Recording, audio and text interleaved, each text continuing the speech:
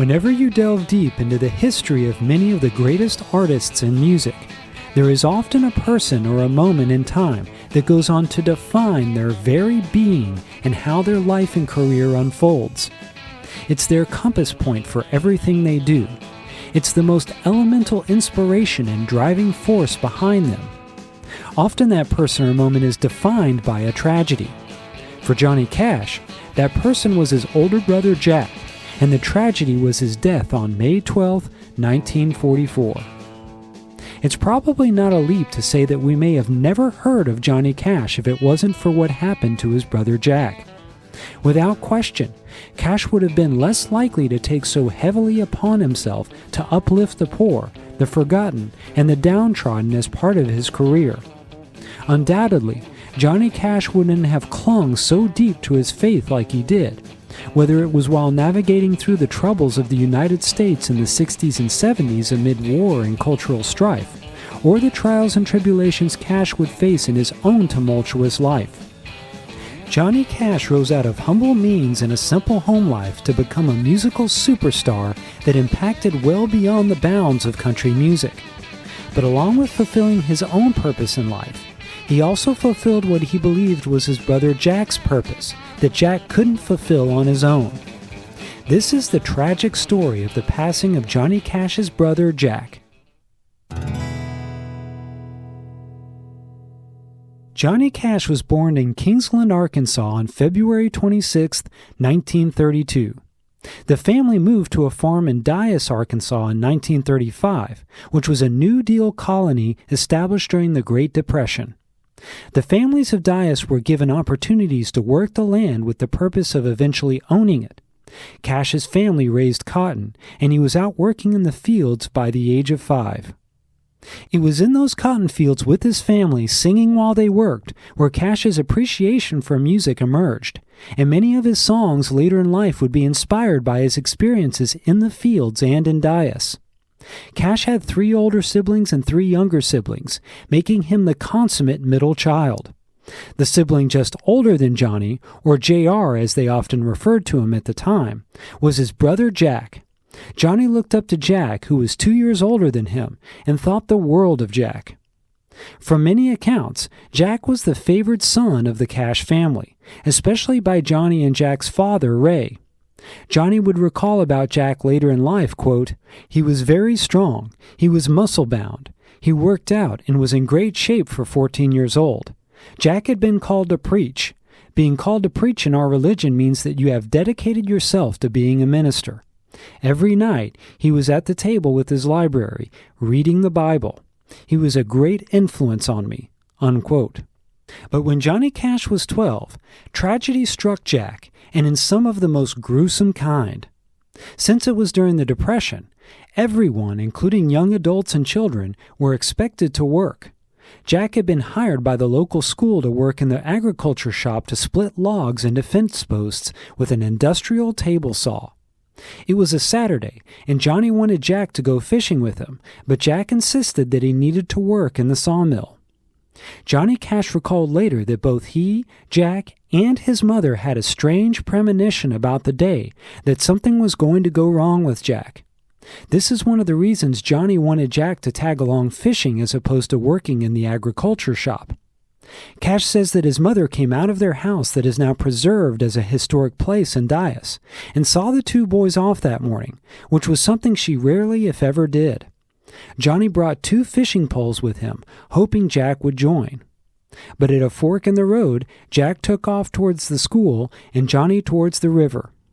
Cash said it was a terrible day for fishing and that he laid on the side of the bank for about 2 hours before he got up and started walking home. On his way home, Johnny's father pulled up in the preacher's car and told Johnny to ditch his fishing pole and get in. Cash knew immediately something terrible had happened.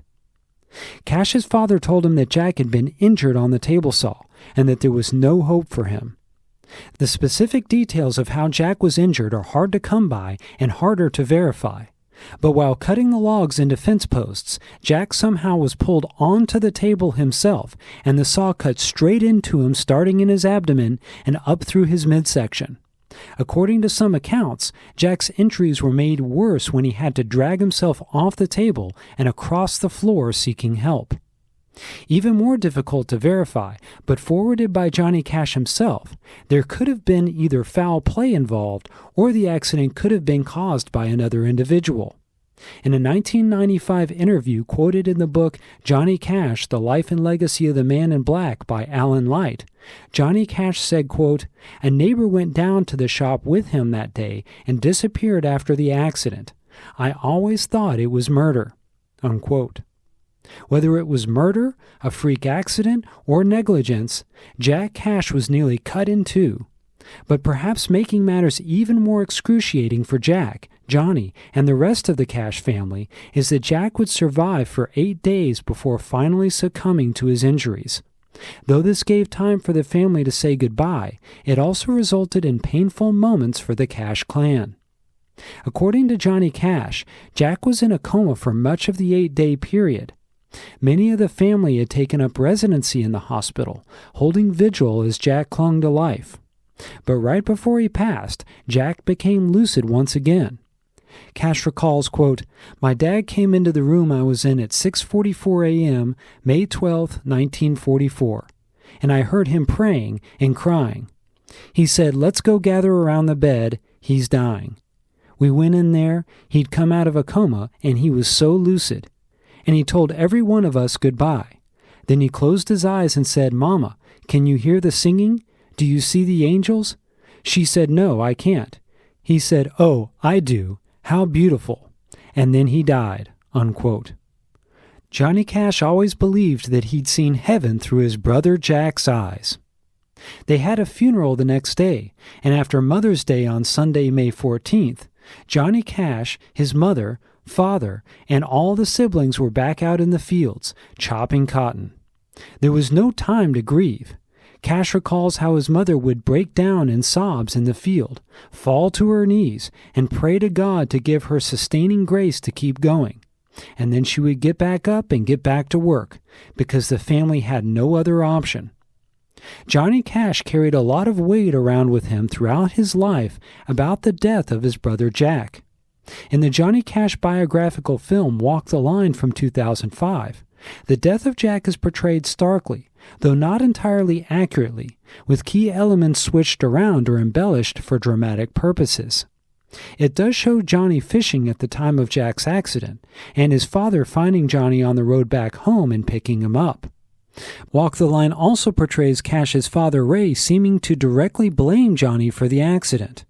At the funeral, Ray is seen looking down the pew at his family and staring in a disappointed manner at Johnny. In another pivotal scene, Cash's father picks up an empty can and shakes it, saying, "You hear that? That's nothing. That's what you are." Johnny's mom, Carrie, comes to Johnny's defense, saying it wasn't his fault. Ray then says, quote, "The devil did this. He took the wrong son," unquote. Though Jack was considered the favored son according to Johnny, whether Johnny's father was truly as hard on him as the film portrays, or if that's just how hard Johnny Cash was on himself in the aftermath of Jack's death, is up for interpretation. What is inarguable is that the death of Jack caused a dramatic transformation in Johnny. He felt guilty that he went fishing while his brother went to work, and he wasn't there to look after Jack. By certain accounts, Cash was mostly a happy, carefree, and maybe even careless child before the accident. That is why Johnny's father believed he was inferior to Jack. But after Jack's death, Johnny was significantly more sullen, serious, purposeful, and driven. He'd become the man in black, so to speak. It's no accident that so many of Johnny Cash's songs were about moral conflict and redemption, and about the dark aspects of life. It's also no accident that so much of Johnny Cash's career was also marked by gospel music. Cash felt duty-bound to carry on Jack's legacy by making sure a share of all the songs he recorded were dedicated to faith and ministry. Johnny Cash set out with purpose to prove that the devil didn't take the wrong son that day. But the severe guilt Johnny carried from Jack's death also resulted in many of the demons Johnny Cash would have to face throughout his life. Alcoholism and addiction were things that Johnny Cash regularly battled, both privately and publicly. 10 years after the death of Jack in 1954, Johnny moved to Memphis, Tennessee, after serving in the Air Force. Memphis was the nearest big city to Dyess in Arkansas, only about 50 miles away. It also happened to be the home of Sun Records. By 1956, Johnny Cash was done working regular jobs in Memphis like selling appliances, and was a Sun Records star singing rockabilly and country tunes. On December 4th, 1956, he participated in the iconic $1 Million Quartet with Elvis Presley, Jerry Lee Lewis, and Carl Perkins. Songs like Cry, Cry, Cry, Hey Porter, and I Walk the Line would make Johnny Cash famous coast to coast, but so would Cash's unruly behavior. By the late 1950s, Johnny Cash was already addicted to amphetamines and barbiturates in the form of pills and trucker speed. It was often drug-fueled moments that would lend to some of the most notorious Johnny Cash stories, like the time in 1965 when he started a fire in the Los Padres National Forest in California, destroying 508 acres and scaring off a flock of endangered condors. Cash blamed it on sparks from the exhaust from his camper van, but his nephew Damon Fielder, who was with Cash on a fishing trip, said Cash started a fire to get warm while under the influence of drugs. Earlier that year, Cash was notoriously arrested in Starkville, Mississippi for trespassing late at night, waltzing onto someone's private property to pick flowers in what was likely another drug-fueled moment. Then, of course, there was the drug bust on October 4th, 1965, when Cash was caught with 688 amphetamine pills and 475 tranquilizers in his guitar case at the Mexican border. Despite all these dalliances, Cash was never charged with anything more than misdemeanors and always skirted hard time. But this wasn't exactly the legacy that his brother Jack would have been proud of.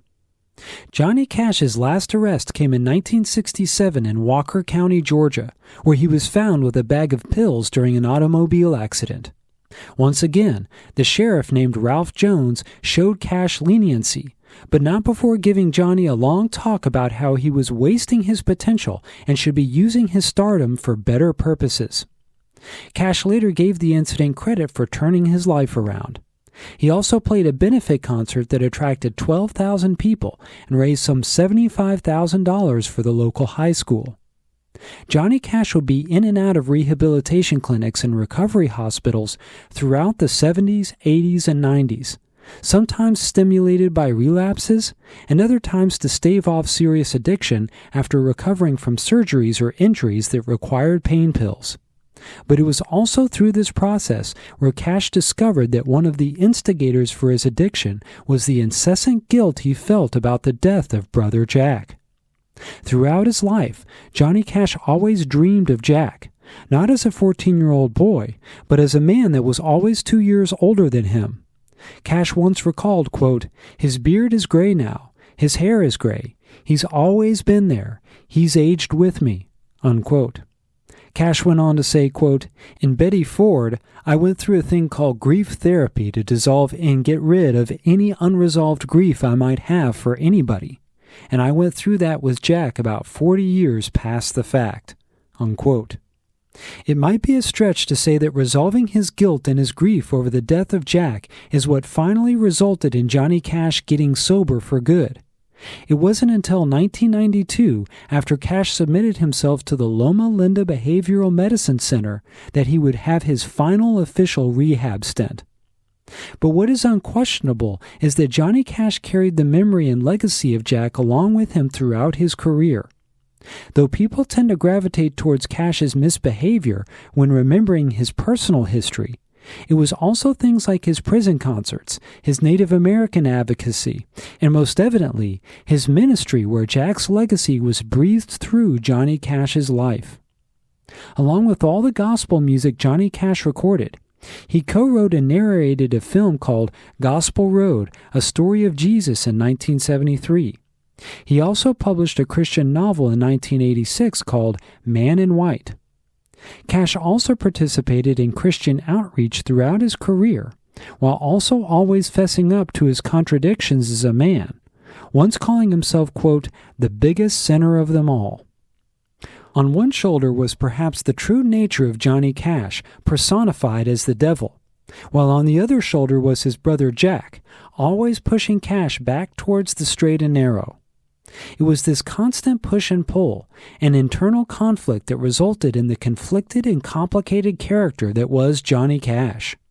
It was also his complexity that made the Johnny Cash character so intriguing to music fans around the world. This conflict and pain came through in his music and created comfort and healing for so many. Country History X is a living, breathing history of the country music genre, told through the wild, weird, offbeat, inspiring, heartbreaking, unbelievable, but completely accurate stories of the music and its stars, songwriters, side players, and proprietors, brought to you by veteran country music journalist Trigger of SavingCountryMusic.com.